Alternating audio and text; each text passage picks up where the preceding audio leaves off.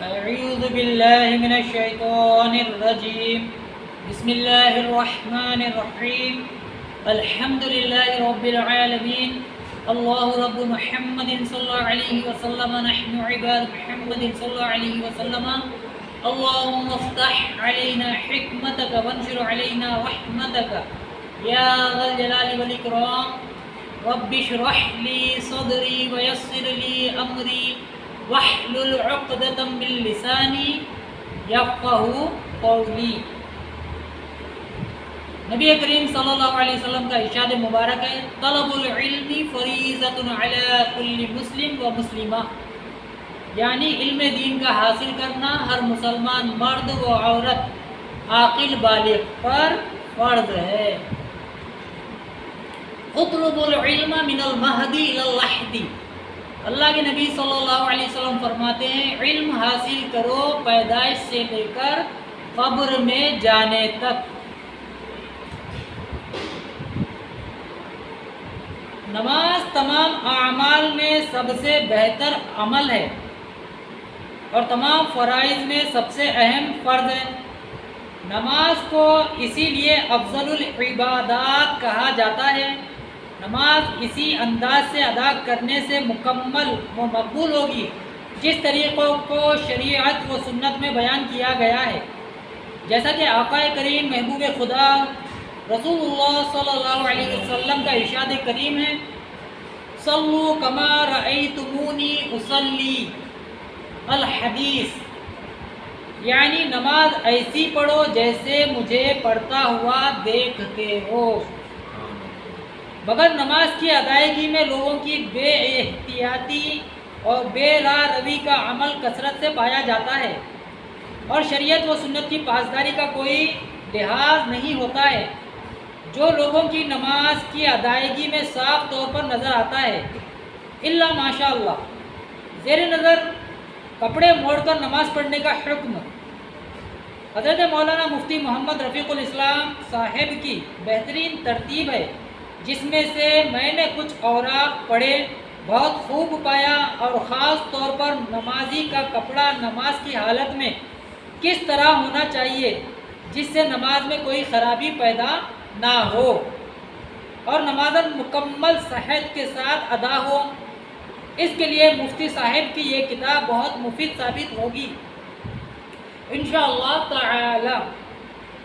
ہمارے مفتی صاحب کی اس خدمت کو اللہ کریم اپنے محبوب مصطفیٰ کریم صلی اللہ علیہ وسلم کے صدقے طفیل قبول فرمائے اور مقبول انعام کرے، آمین ثم آمین۔ الصلاۃ والسلام علیک وعلی آلک یا رسول اللہ۔ اللہ جل مجدہ نے انسان کو پیدا فرمایا، اس کی مناسب نشو و نما فرمائی اور ہر سمت اس کے لیے شامیانہ نعمت نصب کر دیا، بلکہ انسان کے سراپا کو مکمل رحمت و نعمت بنا دیا۔ رب تعالی نعمت بخش کر بندوں پر اپنی نعمت کا اثر دیکھنا چاہتا ہے اور یہ عمل اسے محبوب بھی ہے، جیسا کہ اللہ کے رسول صلی اللہ علیہ وسلم نے ارشاد فرمایا، اللہ تعالی یہ پسند فرماتا ہے کہ وہ اپنے بندے پر اپنی نعمت کا اثر دیکھے،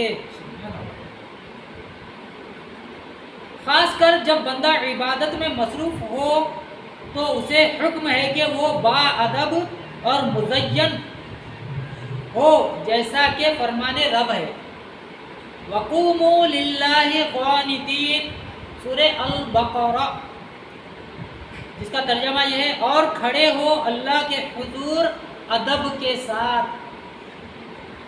یا بنی آدم خذوا زینتکم عند کل مسجد، سورہ الاعراف، اس کا ترجمہ یہ ہے اے آدم کی اولاد اپنی زینت لو جب مسجد میں جاؤ۔ آخر الذکر آیت کریمہ کی تفسیر میں علامہ ابو بکر ابن علی رازی جساس حنفی متفق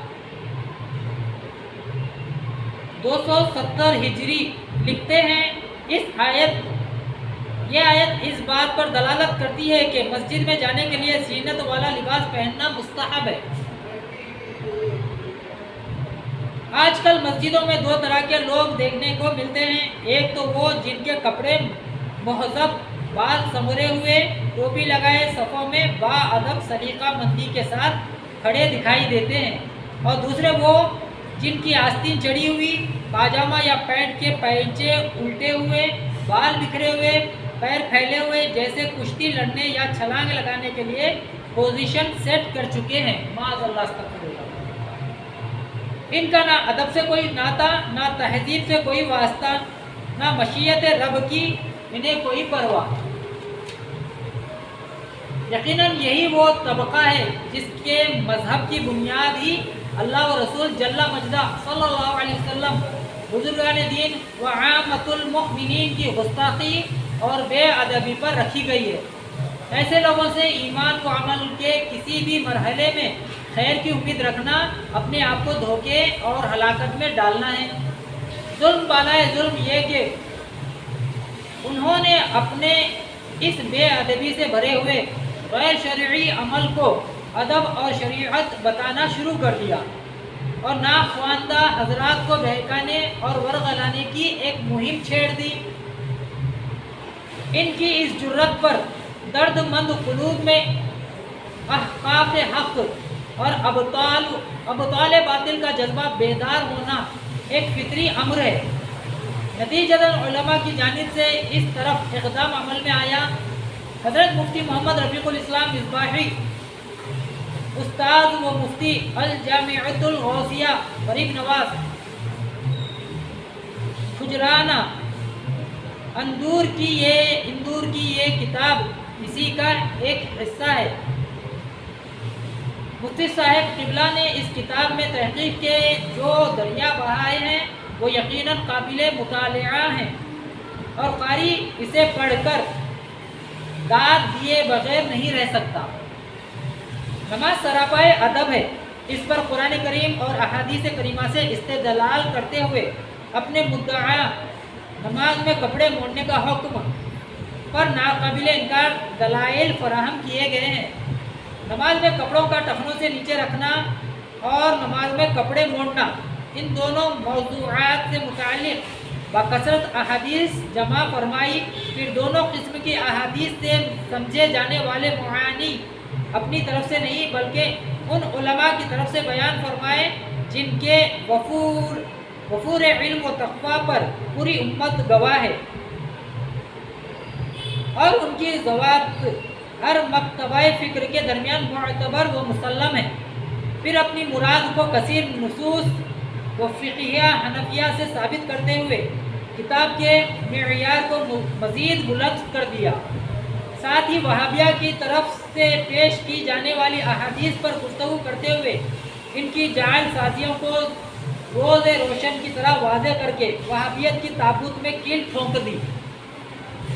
مولا تبارک و تعالی مفتی صاحب کے علم عمل کے ساتھ مزید ترقیاں عطا فرمائے اور کتاب کو مقبول انعام بنائے، آمین بجاہ سید المرسلین۔ اس تغیر پذیر زمانہ میں حضرت آدم علیہ نبینا علیہ الصلوۃ والسلام سے لے کر اب تک زندگی کے ہر شعبے میں بے شمار تغیر و بدلاؤ ہوئے، اور یہ سلسلہ ہنوز جاری ہے اور آئندہ بھی جاری رہے گا۔ تہذیب و تمدن میں بدلاؤ، سماج و معاشرہ، اخلاق و کلچر، سیاست و تجارت، سفارت و حکومت، لین دین، خرید و فروخت، جنگ و جدال، رہن سہن، دکان و مکان، وضع قطار، حتیٰ کہ کھانوں اور مشروبات یعنی پینے کی چیزوں میں بدلاؤ، فرض شعبہ حیات کا کوئی گوشہ ان انقلابات و اختلافات سے متاثر ہوئے بغیر نہ رہ سکا، اور ایسا کیوں نہ ہو کہ ان اختلافات و انقلابات میں عنصر فطرت جو شریک و سہیم ہے۔ یقیناً ان انقلابات و اختلافات میں اکثر تو ایسے ہیں جن کا تعلق زندگی کے فلاح و بہبود سے ہے، اور اشرف المخلوقات حضرت انسان کو اللہ تبارک و تعالی نے جو عظیم نعمت عقل سلیم کی صورت میں عطا فرمایا اور اس کو بار بار صحیح مقصد کے لیے استعمال کرنے کا حکم صادر فرمایا، اسی حکم کی تعمیل و فرما برداری ہے، اور اس کے نتیجے میں جو انقلابات پیدا ہوئے یقیناً وہ لائق تحسین اور قابل صد افرین مبارکباد ہیں۔ یہ تغیر و تبدیل زندگی کا ایک حصہ ہے، یہ تغیر و تبدیل زندگی کا ایک حصہ ہے، اس سے روگردانی بھی نہیں کی جا سکتی اور نہ ہی یہ قابل تعجب ہے۔ خاص کر اس مادی اور ٹیکنالوجی کے دور میں ان انقلابات پر تعجب خود تعجب خیز ہے۔ لیکن اس تغیر و تبدل کا ایک منفی پہلو یہ بھی ہے کہ انسان اس ترقی و انقلاب کے چکر میں متعدد جگہ اتنا آگے نکلا کہ وہ اپنا راستہ ہی بھٹک گیا، اور بھٹکا ہوا مسافر کب کون سا راستہ اختیار کر لے یہ بتانا مشکل ہوتا ہے۔ انسان اسی بھٹکے ہوئے مسافر کی طرح انقلابات کے خمار میں انسانی زندگی میں ایسی ایجادات و اختراعات اور انقلابات و اختلافات کو جنم دیا جو خود انسان کی ہلاکت کا باعث اور انسانیت کی بربادی کا ضامن ہے۔ ایسے انقلابات کی جتنی مذمت کی جائے کم ہے۔ یہ ایک لمبی بحث ہے جس کے لیے صفحات درکار ہیں، لیکن یہاں گفتگو انہی انقلابات و اختلافات کے ایک مخصوص گوشے کے متعلق کی جائے گی جہاں زندگی سے متعلق تمام امور میں مثبت و منفی تبدیلیاں انقلاب ہوئے ہیں۔ لباس جو انسانی زندگی کا سب سے ضروری اور لازمی حصہ ہے، ان انقلابات و تبدیلوں سے اپنا دامن نہ بچا سکا اور خود ہی ناخواہی یہ لباس بھی جدیدیت کا شکار ہو بیٹھا۔ لباس کے سلسلے میں حکم شرعی یہ ہے کہ جو لباس مرد و عورت کے اعضائے ستر یعنی چھپانے کے حصے کو مناسب طور پر چھپا لے وہ مباح، اور جس لباس سے بے ستری ہو وہ ممنوع، وہ گناہ ہے۔ اس دور جدید میں مارکیٹ میں بے شمار قسم کے لباس، کرتے پائجامے، pant shirt, coat, jeans pant, T shirt, nightie, lower, safari suit کی شکل میں تیار کیے ہوئے دستیاب ہیں۔ آج سے 40-50 سال پہلے عام طور سے لوگ کپڑے بے سلائے خریدتے اور ٹیلر و درزی کے پاس اسے اپنی مرضی کے مطابق سلوا کر استعمال کرتے۔ آج بھی اگرچہ یہ طریقہ جاری ہے، مگر مارکیٹ میں یہ سارے لباس سلے سلائے دستیاب ہونے کی وجہ سے لوگ عام طور سے انہیں سلائے کپڑوں کو استعمال کرتے ہیں اور سلوا کر پہننے کی دلچسپی میں بہت حد تک کمی آ چکی ہے۔ اس میں عوام تو مبتلا ہیں ہی، خواص کی بھی حمایت اس میں شامل ہے۔ ان لباسوں میں اگر کوئی شرعی خرابی نہ ہو اور یہ لباس پہن کر نماز پڑھنے میں کوئی خلل نہ آئے تو اس میں کوئی قباحت بھی نہیں ہے۔ اگرچہ اس صورت میں بھی اسلامی لباس پہننا ہی افضل و بہتر ہے۔ تقریباً 100 سال پہلے علماء اکرام و فقہاء عظام نے بالخصوص ہندوستان میں پینٹ و شرٹ پہننے کی ممانعت کا فتویٰ دیا تھا۔ کتنے سال پہلے؟ 100 سال پہلے، کیونکہ اس وقت وہ انگریزوں کا شعار تھا، خاص نشانی تھی انگریزوں کی۔ لیکن 100 سال بعد حالات نے کروٹ بدلا اور وہ پینٹ و شرٹ خاص شعار انگریز نہ رہا، بلکہ اس کو سارے لوگ بلا تفریق مذہب و ملت استعمال کرنے لگے۔ اب یہ کسی خاص قوم سے یہ تعلق نہ رکھا، تمام لوگ اس کو استعمال کرنے لگے، اور اس میں مسلمانوں نے بھی دلچسپی دکھائی۔ نیز اس دور میں پینٹ شرٹ پہننے کا مطلب تھا انگریز، لیکن اس زمانے میں اگر کوئی پینٹ شرٹ استعمال کرے تو اس پر ہرگز انگریز ہونے کا حکم نہیں لگتا، بلکہ اس کا شبہ بھی نہیں ہوتا۔ اس لیے عصر حاضری کے علماء کرام و مفتیان اعظام نے ایسے پینٹ شرٹ پہننے کی اجازت دے دی جس میں کوئی شرعی خرابی نہ ہو اور وہ نماز میں خلل کا باعث نہ بنے۔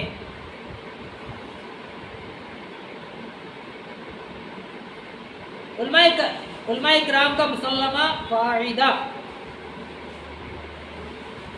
کتنے ایسے کام ہیں جن میں زمانے کے بدلنے سے حکم میں بھی تبدیلی آ جاتی ہے، زمانے کے بدلنے سے حکم میں بھی تبدیلی آ جاتی ہے۔ یہاں اس بات کی وضاحت ضروری ہے کہ عام طور سے آج کل مارکیٹ میں جینس پینٹ दो तरह के दस्तियाब हैं, एक जो ढीला ढाला है, इसको पहनकर नमाज पढ़ने में कोई खलल वाक़ नहीं होता, इसलिए इसको पहनकर नमाज पढ़ने की इजाज़त होगी। एक वो है जो बिल्कुल जिस्म से चिपका होता है, इसे पहनकर रुकू व सुजूद में काफ़ी तकलीफ़ होती है, ऐसा पैंट पहनने की हरगिज़ इजाज़त नहीं। ये तो नमाज की बात है। देखा यह जाता है कि इस तरह का पैंट पहनने से आदमी को बैठने में भी तकलीफ़ होती है, जिसका असर उस वक्त ज़ाहिर होता है जब इस्तिंजा की हाजत होती है और बैठने में दुश्वारी पेश आती है। तो बहुत से जवान इस तकलीफ़ से बचने के लिए खड़े खड़े पेशाब करते हैं, जो सख्त ममनू वो बाइस अज़ाब है। इस्लाम हरगिज़ ऐसे काम की इजाज़त नहीं देता जिसकी वजह से शरीयत की खिलाफ वर्जी करना पड़े, इसलिए मुसलमानों को ऐसे लिबास से दूर रहना ज़रूरी है। यह हुक्म तो मर्दों के मुताल्लिक़ था, ऐसे लिबास का इस्तेमाल औरतों के लिए तो सख्त ज़हर बाइस फितना व फसाद व अज़ाब इलाही है। पैंट शर्ट बिलखुसूस टी शर्ट पहनने में औरतों के लिए कई तरह की खराबियाँ हैं। नंबर 1, औरत सर ता पैर छुपाने की चीज़ है। औरत का माना ये है कि छुपाने की चीज़, सर ता पैर, सर से लेकर पैर तक छुपाने की चीज़ है। इस लिबास को पहनने की सूरत में बेसितरी होती है, जो सख्त नाजायज़ व हराम है। नंबर 2, औरत को ऐसा लिबास पहनना मना है जिससे उसके बदन का नशेब व फराज यानी उतार व चढ़ाव का पता चले, और ये बात पैंट शर्ट टी शर्ट और ऐसे ही चूड़ीदार पाजामे बदरजाए अतम पाई जाती है, इसलिए इस तरह का लिबास औरत हरगिज़ इस्तेमाल ना करे। नंबर 3, इस दौरे पुरफितन में इस तरह का लिबास पहनकर औरत का निकलना बाइसे फितना व फसाद है, जिससे बचने की शरीयत ने सख्त ताकीद फरमाई है। नंबर 4, इस तरह के लिबास पहनने में मर्दों से तशाबुह यानी उनकी नकल है, और औरत को मर्दों से मुशाबहत इख्तियार करना सख्त मना है। हदीस शरीफ में रसूलुल्लाह सल्लल्लाहु अलैहि वसल्लम ने उन औरतों पर लानत की जो मर्दों से मुशाबहत करें, और उन मर्दों पर जो औरतों से तशबीह करें।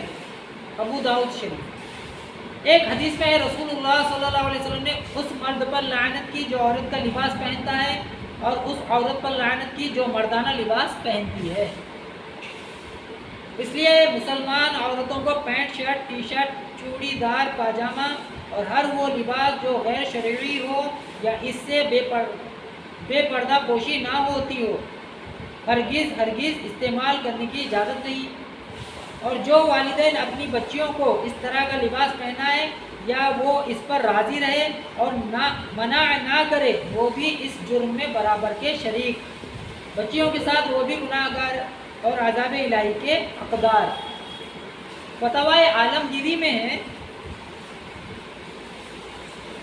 ऐसा कपड़ा पहनना जिससे सितरे औरत ना हो सके अलावा नमाज के भी हराम है, हराम है। इतना बारीक दुपट्टा जिससे बाल की सियाही चमके, औरत ओढ़कर नमाज पढ़ी ना होगी। बालों की अगर सियाही चमके, इतना बारीक दुपट्टा पहनकर अगर नमाज पढ़ेगी औरत, तो उसकी नमाज नहीं होगी। जिस कपड़े से बाल की सियाही चमके उसको पहनने की ममानत है, तो वो कपड़े जिससे आज़ा दिखने लगे और नशेब व फराज ज़ाहिर हो, उसको पहनने की इजाज़त कब हो सकती है। फ़ुक़हा किराम का ये उसूल मज़कूर हुआ कि ज़माने के बदलने से बहुत से अहकाम में तब्दीली आ जाती है। यूँ ही उर्फ़ व आदत, उमूम, बलवी, तआमुल नास और हाजत व ज़रूरत से भी बहुत से अहकाम में फ़र्क पड़ता है, और शरीयत ने इसका एतबार भी किया है। अल्लामा इब्ने आबिदीन शामी रहमतुल्लाहि ताला अलैह शरअ में उर्फ़ का एतबार है, इसलिए हुक्म इस पर दायर होता है। जानना चाहिए कि शरअ में उर्फ़ व आदत का एतबार है, और बहुत से मसाइल में इसकी तरफ रुजू साबित है। इसी में है उर्फ़ से साबित शुदा हुक्म नस से साबित शुदा हुक्म की तरह है। मिसाल में बै इस्तिस्ना, बै सलीम, तालीम कुरान, इमामत, अजान पर उजरत, کا جائز ہونا، کپڑے میں کھٹمل اور پسو کا خون سے زیادہ لگنے کے باوجود کپڑے کا پاک رہنا، سڑکوں کی کیچڑ پاک ہونا، عورتوں کی جماعت میں شرکت کی ممانعت کو پیش کیا جاتا ہے۔ ایک ریسرچ اسکالر عالم اور مفتی کے لیے حالات زمانے سے واقفیت اور عرف و عادات سے آگاہی بے حد ضروری ہے، اس کے بغیر بیان مسائل میں خطا ہو سکتی ہے۔ اس لیے فقہاء کرام فرماتے ہیں کہ اپنے زمانے کے عرف و عادات کے خلاف مفتی کو فتویٰ دینے کی اجازت نہیں۔ چنانچہ علامہ شامی فرماتے ہیں، بلکہ علامہ شامی رحمۃ اللہ تعالیٰ نے یہاں تک فرمایا، جو اپنے زمانے کے حالات اور عرف و عادات سے ناواقف رہے وہ جاہل ہیں۔ ان عبارتوں کی روشنی میں اب پاجامہ پینٹ جب بھی بولا جائے گا، اس سے مراد وہ پینٹ ہوگا جو خلاف شرع نہ ہو اور جسے پہن کر نماز پڑھنے میں کوئی خلل و حرج واقع نہ ہو، کا جائزہ لیتے ہیں کہ اس کی شرعی حیثیت کیا ہے اور حالات زمانے کے بدلنے سے اس میں کوئی تبدیلی آئی ہے یا نہیں۔ اصل میں عصر حاضر میں جب پاجامہ یا پینٹ پہن کر نماز پڑھی جاتی ہے تو اس میں اکثر لوگ افراط و تفریط کے شکار نظر آتے ہیں۔ بائیں طور کے کچھ لوگ اتنا لمبا پاجامہ پہنتے ہیں کہ ٹخنے چھپ جاتے ہیں، جس کو چھپانے کا حکم نہیں، اور کچھ اتنا اوپر اٹھا لیتے ہیں کہ اس پر پاجامہ نہیں بلکہ جھانگیا کا گمان ہونے لگتا ہے، جس کو اس زمانے کے ماڈرن پروفیشنل کہلانے والے لوگ استعمال کرتے ہیں، جو سراسر غلط ہے۔ اور کچھ لوگ پاجامہ کو الٹا موڑ لیتے ہیں تاکہ اس کے ٹخنے نظر آ جائے، اور یہ سب سے زیادہ غلط ہے۔ کپڑے کو موڑنا یہ سب سے زیادہ غلط ہے۔ اور کچھ لوگ پاجامہ کو الٹا موڑ لیتے ہیں تاکہ اس کے ٹخنے نظر آ جائے، اور یہ سب سے زیادہ غلط ہے۔ اسلام دین حنیف اور مذہب مستقیم ہے، اس میں افراط و تفریط کی گنجائش نہیں، اس لیے ایسا راستہ اختیار کرنا چاہیے کہ افراط و تفریط سے بچا جا سکے، اور وہ طریقہ یہ ہے کہ پاجامہ یا پینٹ جب سلوایا جائے تو اسی وقت ٹخنے تک سلوایا جائے کہ اس سے ٹخنے بھی نہ چھپے اور موڑنے کی ضرورت نہ پڑے۔ لیکن یہ طریقہ اس وقت اپنایا جا سکتا ہے جبکہ آدمی سلوا کر پہنے، اور ہم اوپر یہ واضح کر چکے ہیں کہ اس زمانے میں عام طور پر سے لوگ سلے ہوئے ریڈی میڈ پاجامہ پینٹ استعمال کرتے ہیں۔ ظاہر سی بات ہے کہ کمپنی نے ہر شخص کے لیے الگ الگ ناپ سے تیار کیا نہیں ہوگا، بلکہ ایک اندازہ سے جسے فل سائز بولتے ہیں تیار کر دیا، اور وہی مارکیٹ میں دستیاب ہے۔ اب ہر شخص کو اپنے اپنے ناپ کے مطابق پینٹ ملنا مشکل ایک کام ہے۔ اب خواہی نہ خواہی فل سائز والا خریدتا ہے، اب چاہے وہ بڑا ہو یا چھوٹا، بلکہ جینس پینٹ ڈھیلے والے تو اتنے لمبے ہوتے ہیں کہ پیروں کے تلوؤں سے بھی نیچے چلے جاتے ہیں۔ اس سے چھوٹے مارکیٹ میں دستیاب نہیں، اگر ہے تو وہ بچوں کے لیے ہے۔ اب ایسے پینٹ کو پہن کر نماز پڑھنے کی کیا صورت ہوگی؟ کیا اسے ویسے ہی چھوڑ دیں یا اسے موڑ دیں؟ اس کے لیے ہمیں احادیث کریمہ پر غور و فکر کی ضرورت ہے۔ اس سلسلے میں ہمیں دو طرح کی حدیثیں ملتی ہیں۔ ایک میں حکم ہے کہ کپڑا موڑنا منع ہے، اور یہ مطلقاً ہے، اور یہ مطلق ہے، مطلق یعنی بغیر کسی کنڈیشن کے ہر وقت موڑنا منع ہے۔ اور ایک میں ہے کہ کپڑا ٹخنے سے نیچے نہیں ہونا چاہیے، لیکن اس میں اس بات کا بھی ذکر ہے کہ اگر ٹخنے سے نیچے کپڑا تکبر و گھمنڈ کے طور سے ہو تو منع ہے، جیسا کہ عنقریب ہم اس کا ذکر کریں گے۔ اب ہمیں اس بات پر غور کرنا ہے کہ اس زمانے میں لوگ جن کے پینٹ ٹخنے سے نیچے ہوتے ہیں، کیا وہ ٹخنے سے نیچے تکبر و گھمنڈ کے طور پر رکھتے ہیں یا یوں ہی؟ اس زمانے کے حالات پر جس کی نظر ہے تو وہ فوراً اس نتیجے تک پہنچ سکتا ہے کہ یہ تکبر و گھمنڈ کے طور پر نہیں بلکہ یہ ایک عادت و رواج ہے، اور یہی دستیاب بھی ہے، اس لیے سب استعمال کرتے ہیں، اور اس میں عوام کے ساتھ ساتھ خواص بھی شامل ہے۔ اللہ ماشاء اللہ، کیونکہ اگر وہ خود نہیں پہنتے تو ان کی اولاد پہن رہی ہیں، یا کم سے کم وہ منع نہیں کرتے۔